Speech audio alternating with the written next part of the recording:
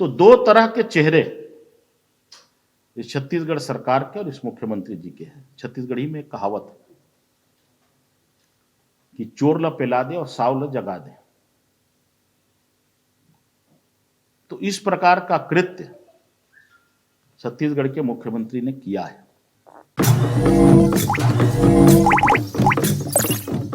Bharatiya Janata party लगातार ये मांग करती रही कि जो 32% आरक्षण हमारे जनजाति समाज को, आदिवासी भाइयों को मिल रहा था,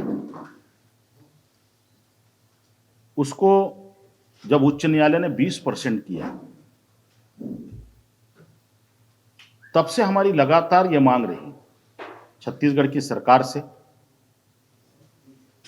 कि जो आदिवासी भाइयों को 32% आरक्षण मिलता था वो उनको मिलता रहे, वो जारी रहे।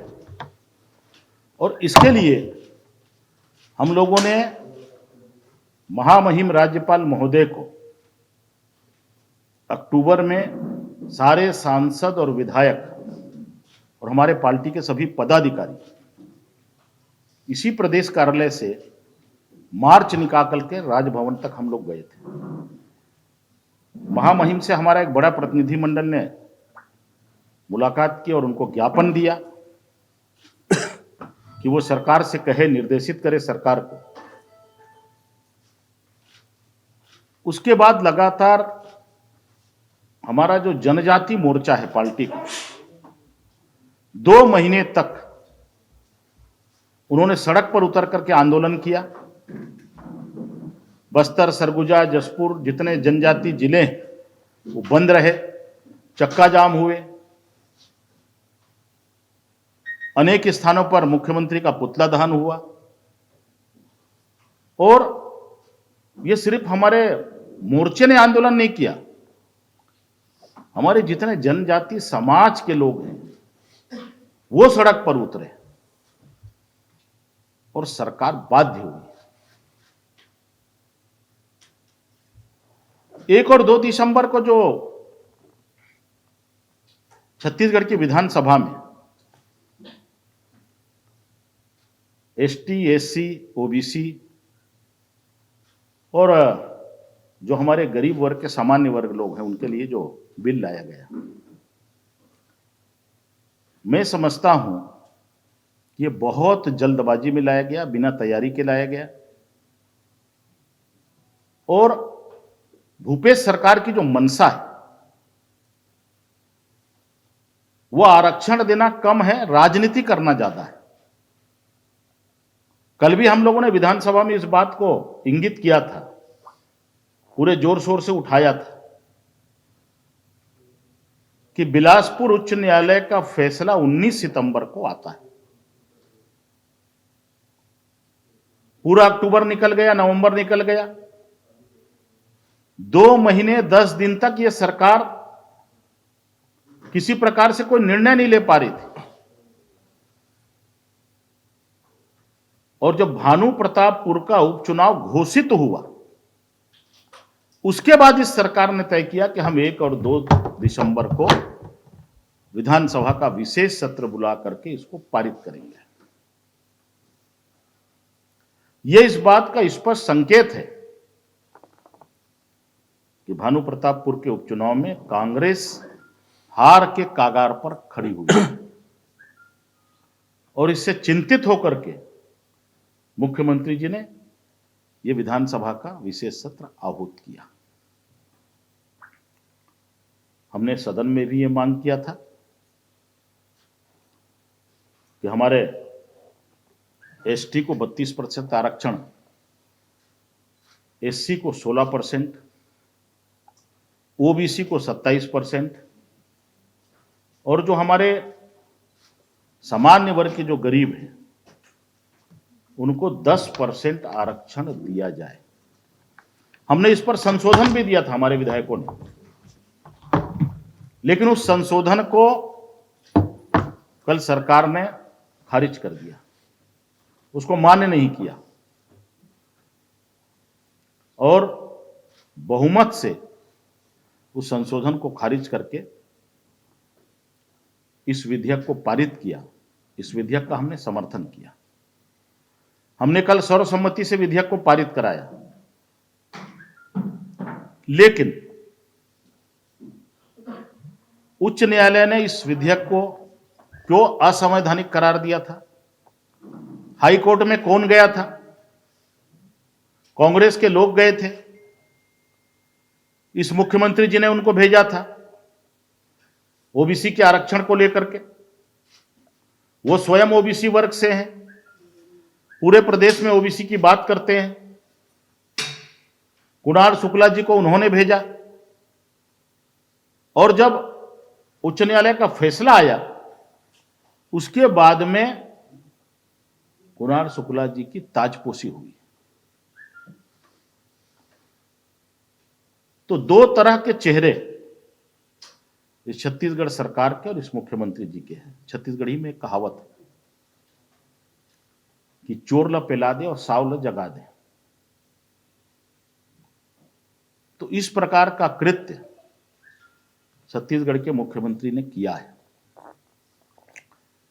कल जब 8 घंटे 8.5 घंटे बहस हुई इस बिल पर, हमारे सभी सदस्यों ने तथ्यों के साथ, तर्कों के साथ, बेबाकी के साथ अपने विषय को रखा है। मैं आपको बताना चाहता हूं, राज्य को यह पूरा अधिकार है कि विधानसभा में बैठ करके वो कानून बनाए राज्य के लिए। देश को अधिकार है कि लोकसभा में वो कानून बना करके देश में लागू करे। लेकिन कल जिस प्रकार से विधानसभा में हुआ,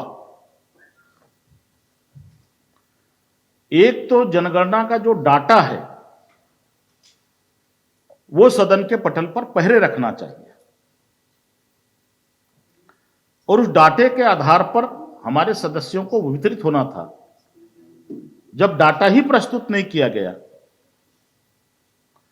और छत्तीसगढ़ की सरकार स्वयं सुप्रीम कोर्ट में गई हुई है इस उच्च न्यायालय के फैसले के खिलाफ, और जब सुप्रीम कोर्ट में कोई मामला पेंडिंग है, कल भी हमने अध्यक्ष जी के सामने ये विषय उठाया था, जब सुप्रीम कोर्ट में मामला पेंडिंग है तो कैसे इस पर चर्चा हुई? ये सस्ती लोकप्रियता अर्जित करने के लिए इस बिल को लाया गया। लेकिन हमारे आदिवासी भाइयों का मामला था, हमारे अनुसूचित जाति का भाइयों का मामला था, ओबीसी का मामला था, गरीब सवर्णों का मामला था। इसलिए हम लोगों ने बड़े मन से इस प्रस्ताव का समर्थन किया और सर्वसम्मति से इसे पारित कराया। मेरा कहने का आशय यह है कि बिना तैयारी के इस बिल को प्रस्तुत किया। जब चुनाव घोषित हो गया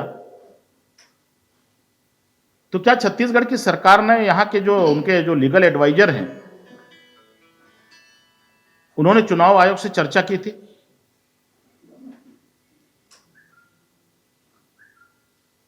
कि इसका चुनाव पर क्या असर पड़ेगा?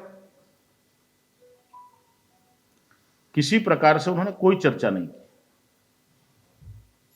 इसकी सारी संवैधानिक प्रक्रियाओं को देखा था कि जब मामला सुप्रीम कोर्ट में लंबित है तो क्या हम इस पर चर्चा कर सकते हैं? तो इसलिए हम कहे कि बिना तैयारी के, बिना कोई होमवर्क किए इस बिल को छत्तीसगढ़ सरकार ने प्रस्तुत किया था। जब भारत सरकार ने आर्थिक रूप से कमजोर लोगों के लिए 10% आरक्षण की मान्यता दी,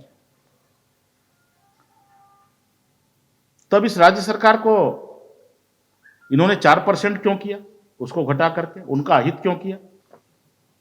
आपके माध्यम से हमारी मांग है छत्तीसगढ़ की सरकार से